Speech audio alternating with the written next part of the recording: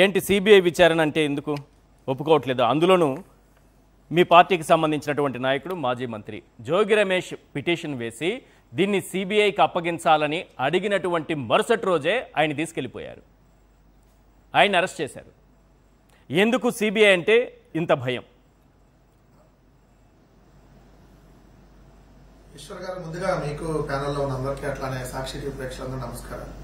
CBI అంటే Chandrababu Naidu bureau investigation కాదు కదా. Chandrababu Naidu bureau of investigation అయితే చంద్రబాబు నాయుడు గారు ఎప్పుడో ఓకే అనేవాళ్ళు, మీరు ఆయన ఇచ్చేసేవాళ్ళు. అది ఇప్పుడు సెంట్రల్ బ్యూరో ఆఫ్ ఇన్వెస్టిగేషన్ కదా, అందుకని చంద్రబాబు నాయుడు గారు ఎందుకు ఇస్తారు? ఇప్పుడు ఇక్కడ సిట్కి ఎందుకు ఇస్తున్నారు? ఎస్ఐటి సిట్ అంటే ఏదైతే దానికి స్పెషల్ ఇన్వెస్టిగేషన్ టీం అంటాం, దానికి కాదు కదా చంద్రబాబు నాయుడు గారు ఇప్పుడు ఇచ్చింది. సిఐటి సిట్కి కదా, అంటే చంద్రబాబు నాయుడు ఇన్వెస్టిగేషన్ టీంకి ఇచ్చాడు. అప్పుడు వాళ్ళు చెప్పినట్టుగా రాస్తారు. ఇప్పుడు అంతకుముందు జగన్మోహన్ రెడ్డి గారు గవర్నమెంట్ లో ఉన్నప్పుడు ఎస్ఐటి సిట్ నడిచింది, ఇప్పుడు సిఐటి సిట్ నడుస్తుంది. అందుకని ఎందుకు ఇస్తారు చంద్రబాబు నాయుడు గారు అన్న అమ్మాయి ఇక్కడ? సార్, చంద్రబాబు నాయుడు గారి మీద అక్రమాస్తుల కేసుకు సంబంధించి ఒక పిటిషన్ వేస్తే సిబిఐ విచారణ జరిపించాలని దాన్ని హైకోర్టు ఓకే చేస్తే సిబిఐ మా దగ్గర తగినంత మంది సిబ్బంది లేరని వదిలేసింది. ఇప్పటికీ సిబ్బంది లేరు వాళ్ళ దగ్గర, పాపం ఇప్పటికీ లేకనే వాళ్ళు ఆ కేసు టేకప్ చేయలేదు, వదిలేశారు. మరి అంటే చంద్రబాబు నాయుడు గారు చెప్తే చంద్రబాబు నాయుడు గారికి ఇష్టం ఉన్నట్ట, సిబిఐ ఇష్టం లేనట్ట? ఈ విషయంలో సిబిఐకి ఇస్తే ఇష్టం ఉందా లేదా అనేది అప్పుడు చెప్పింది కదా, దాన్ని బట్టి అప్పుడు మాట్లాడొచ్చు. ఇక్కడ మేము రెండు అంశాల మీద ఈ ప్రభుత్వాన్ని సిబిఐ ఎంక్వైరీకి అడిగాం. ఒకటేంటి, మా మీద అంటే వైఎస్ఆర్ కాంగ్రెస్ పార్టీ నాయకుల మీద, వైఎస్ఆర్ కాంగ్రెస్ పార్టీ ప్రభుత్వంలో పనిచేసినటువంటి కొంతమంది అధికారులు, జగన్మోహన్ రెడ్డి గారికి దగ్గరగా ఉన్నటువంటి వ్యక్తుల మీద వీళ్ళు తప్పుడు కేసు పెట్టారు, ఇది మద్యంలో కుంభకోణం జరిగిపోయింది అని. అప్పుడు మేము అడిగాం, అయ్యా మీరు పెట్టింది తప్పుడు కేసు, మా హయాంలో మద్యం వల్ల ఆదాయం అనేది పెరిగింది, సేల్స్ బాగా తగ్గినా విపరీతంగా ఆదాయం పెరిగింది, మేము ఏ కొత్త బ్రాండ్ తీసుకురాలేదు, మేము ఏ కొత్త డిస్టరీ కూడా తీసుకురాలేదు, మేము సిబిఐ ఎంక్వైరీకి సిద్ధంగా ఉన్నామని చెప్పి ఆ రోజు కూడా చెప్పాం. ఏదైతే వీళ్ళు తప్పుడు కేసులో మిథున్ రెడ్డి గారిని అందరిని అరెస్ట్ చేశారు, అందరికి బెయిల్ వచ్చింది ఇప్పుడు చాలా మందికి, ఇంకా చెవిరెడ్డి గారికి వీళ్ళకైతే రాలేదు, సో వాళ్ళకి కూడా వస్తుంది. ఇక్కడ ఆ అంశం మీద మేము అడిగాం. అప్పుడేమన్నాం, అయ్యా 2014 నుంచి 2018 దాకా మీ హయాంలో జరిగినటువంటి మద్యం అమ్మకాల మీద, మద్యం పాలసీ మీద, అలానే 2019 నుంచి 2024 దాకా మా హయాంలో జరిగిన మద్యం అమ్మకాలు, మద్యం పాలసీ మీద రెండింటి మీద ఎంటైర్ సిబిఐకి ఇద్దాం ఉన్నాం. అప్పుడు వాళ్ళు తప్పు చేశారు ఆ ప్రభుత్వం, ఎందుకంటే అప్పుడు ఆల్రెడీ కేసులో చంద్రబాబు నాయుడు గారు A3 గా ఉన్నారు, కొల్లు రవీంద్ర A2 గా ఉన్నాడు, సో బెయిల్ మీద బయట ఉన్నాడు చంద్రబాబు నాయుడు గారు మద్యం కేసులో బెయిల్ మీద. సో అందుకని దాన్ని సిబిఐకి ఇద్దాం, మా హయాంలో జరిగింది అంటున్నారు కదా, మీరు దాని మీద కూడా సిబిఐకి ఇద్దాం, ఎవరి హయాంలో జరిగిందో తేలుద్దామని అడిగాం. దానికి తోకముడిచారు. ఇప్పుడు రెండోది నకిలీ మద్యం, అంటే కల్తీ మద్యం, నాటు నకిలీ మద్యాన్ని 48 కోట్ల క్వార్టర్ బాటిల్ ని మొలకల చెరువు, ఇబ్రహీంపట్నం ఇలా అనేక చోట్ల ప్లాంట్లు పెట్టి తెలుగుదేశం పార్టీ నాయకుడు జయచంద్రారెడ్డి ఆధ్వర్యంలో, తెలుగుదేశం పార్టీకి సన్నిహితుడిగా ఉన్నటువంటి జనార్దన్ రావు సహకారంతో మరికొంతమంది తెలుగుదేశం పార్టీ నాయకుల ఆధ్వర్యంలో ఏదైతే రోజుకి 20,000 బాటిల్స్ ని కేవలం మొలకల చెరువులనే తయారు చేసి అక్కడ ఉన్నటువంటి వైన్ షాపులకి, అక్కడ ఉన్నటువంటి బెల్ట్ షాపులకి అమ్మారు అనేది క్లియర్ గా అందరికీ తెలిసిందే.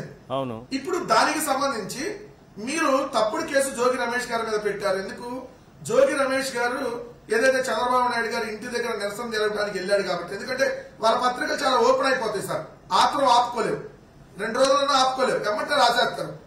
ఆత్రం ఆపుకోలేక రాసేశారు ఏమని, జోగి రమేష్ గారికి జరగాల్సిందే, ఎందుకంటే చంద్రబాబు నాయుడు గారు ఇంటి దగ్గరికి వెళ్ళాడు కాబట్టి, ఆయన మీద దాడి చేయడానికి వెళ్ళాడు, కొట్టబోయాడు, సో ఇది జరగాలని ఒక కట్టుకథని వేసేశారు.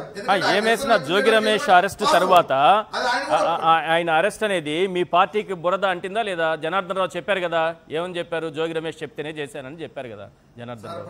ప్రజలంత అమాయకంగా లేరు, వారు ప్రజలు నమ్మటం లేదు కాబట్టి IVRS కాల్ చేశారు. ఇంతకంటే చిన్న రాజకీయ అవసరం లేదు. ప్రజలు నమ్మట్లేదు కాబట్టి నమ్మించడానికే కాల్ చేసి, ఇప్పుడు ఒక అబద్ధాన్ని నిజం చేయాలంటే ఏం చేయాలి? 100,000 మంది చెప్పించాలి.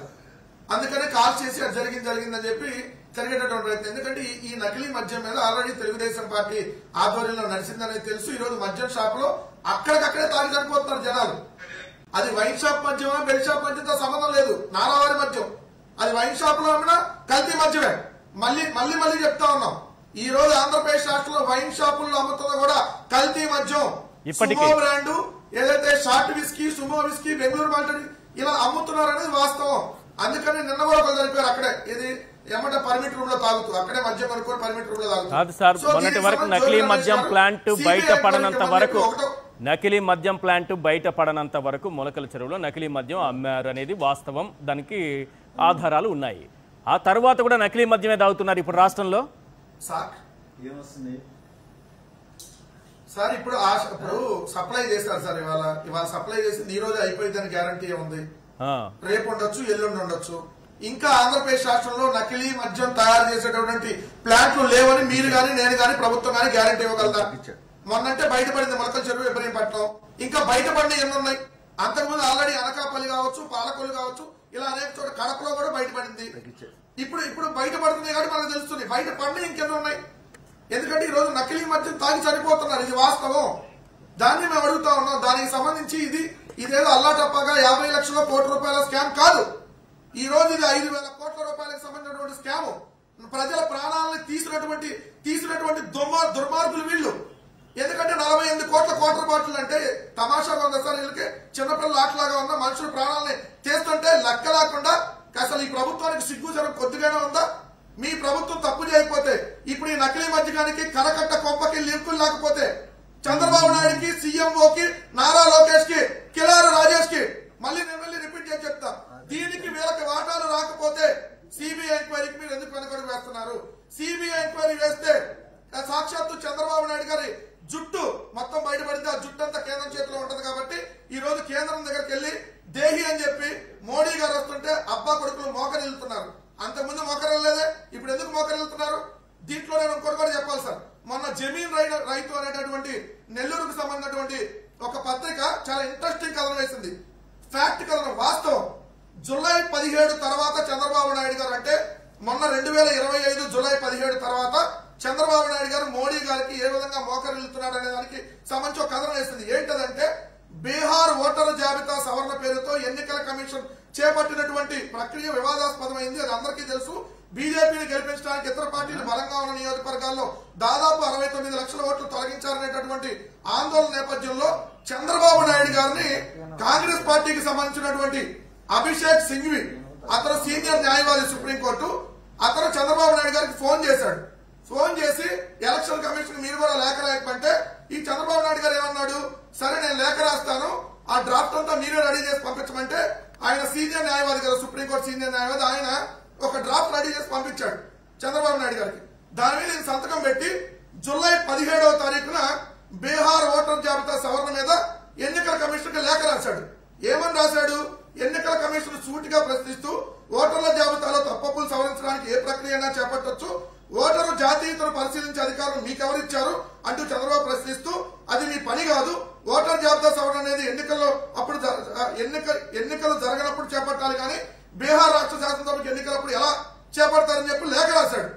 ఈ లేఖ రాయంగానే ఎన్నికల కమిషన్ కి చంద్రబాబు నాయుడు గారు జూలై 17 లేఖ రాశాడు. ఇమీడియట్ గా నరేంద్ర మోడీ గారికి ఇన్ఫర్మేషన్ వెళ్ళిపోయింది. ఎందుకు వెళ్ళదు? వాళ్ళు కేంద్రంలో ఉన్నారు కదా. అక్కడి నుంచి మీరు చూడండి, ఈ ఆగస్టు, సెప్టెంబర్, అక్టోబర్ నెలలో చంద్రబాబు నాయుడు గారు మోడీ గారు కాళ్ళు పట్టుకున్న దాఖలాలు అనేక సార్లు మనకు కనపడి ఓపెన్ గా. అబ్బా కొడుకులు ఇద్దరు పద్దాకలు ఢిల్లీ వెళ్తున్నారు. అబ్బొక్కడే కాదు, కొడుకు కూడా వెళ్లి నరేంద్ర మోడీ గారిని మొన్నటిదాకా అమలాభూతులు తిట్టారు. ఈరోజు నరేంద్ర మోడీ గారిని పొగుడుతున్నారు. ఎందుకు? ఇలా జుట్టంతా కేంద్రం చేతిలో ఈరోజు ఉంది కాబట్టి. మొన్న లేఖ తర్వాత చంద్రబాబు నాయుడు గారు డబుల్ గేమ్ వాళ్ళకి అర్థమైంది కాబట్టి అందుకనే సిబిఐ ఎంక్వైరీ ఇవ్వడానికి వెనకాడుతున్నారు. రెండో పాయింట్ వచ్చేటప్పటికి మధ్య విదేశీ టూర్లు ఎక్కువ చేస్తున్నారు. అబ్జర్వ్ చేయండి. ఎందుకు? ఈ డబ్బులన్నింటినీ అక్కడ జాగ్రత్తగా పెట్టుకోవాలి, ఉన్నందులో సర్దుకోవాలని చెప్పి. అందుకని మీరు రాష్ట్రానికి పెట్టుబడులు తేవడానికి కదా వెళ్ళారు. కోట్ల రూపాయలకు సంబంధించినటువంటి కుంభకోణం, లక్షల పెట్టుబడులు సార్. లుల్లు గాళ్ళను ఉల్ఫా గాళ్ళు పెట్టుబడులు పెడతారు ఆంధ్రప్రదేశ్ లో. రియల్ ఎస్టేట్ వాళ్ళు శోభా రియల్ ఎస్టేట్ ఆంధ్రప్రదేశ్ లో ఏం పెట్టుబడి పెట్టింది? అక్కడ కూడా లూలునే కలిసారా? ఇక్కడ లూలుకి రాసిస్తామని చెప్పేసి మళ్ళీ అక్కడికి పోయి కలిసారు. అక్కడ కూడా లుల్లు వాళ్ళు శోభా రియల్ ఎస్టేట్ ఇంకెవరు కలిసారు? రియల్ ఎస్టేట్ వాళ్ళతో ఏం పని సార్? వాళ్ళే పెట్టుబడులు పెడతారు, వ్యాపారం చేసుకుంటారు రాష్ట్రంలో. అదే సార్ చంద్రబాబు నాయుడు గారు వాళ్ళకు వాటాలు పెట్టడానికి వాళ్ళు వచ్చాడు. ఈయన కడితే బిల్డింగ్లు ఈ దాంట్లో ఒక షేర్ ఈయన ఉంటాడు. అందుకని వాళ్ళ ఆస్తులన్నీ వెనకేసుకొని పెట్టుబడులు రాలేదు. మీ ఉద్దేశం ఏంటి అసలు? పెట్టుబడులు రాలేదు, పెట్టుకోవడానికి వెళ్ళారా ఇక్కడ నుంచి మొత్తం? అదే మీరు చెప్పాలనుకున్నది. వీళ్ళ పెట్టుబడి వాళ్ళ దగ్గర పెట్టడానికి వెళ్ళారు, వాళ్ళు పెట్టుబడి పెట్టడానికి రావట్లే. ఇక్కడ చంద్రబాబు నాయుడు గారు, లోకేష్ గారు వీళ్ళ పెట్టుబడులు మీరు అన్నట్టు లుల్లులోనో లేదంటే శోభా రియల్ ఎస్టేట్ లోనో ఇంకా లోదా రియల్ ఎస్టేట్ లోనో వాటిలో పెట్టడానికి వెళ్ళారు. అంతకుమించి ఇక్కడ జరిగింది ఏంది? నేను ఇక్కడ అడుగుతుంది క్లియర్ గా, ఇది ప్రజల ప్రాణాలకు సంబంధించిన అంశం. చంద్రబాబు నాయుడు వాళ్ళ కుమారుడు లోకేష్ కి ఈ నకిలీ మద్యంలో వాటాలు రాకపోతే సిబిఐ ఎంక్వైరీకి ఎందుకు వేయరు? మీరు సిబిఐ ఎంక్వైరీ వేయలేదంటే మీరు ఆల్రెడీ దీంట్లో వాటాలు వచ్చినాయి, మీకు ప్రజల చేత నకిలీ మద్యం తాగించి వాళ్ళ ప్రాణాలు తీయటమే కాకుండా డబ్బులు దోచుకున్నారు, మీరు ప్రజల రక్తాన్ని పిప్పి పీల్ చేశారనేది క్లియర్ గా ప్రజలకు కూడా అర్థం అవుతాం.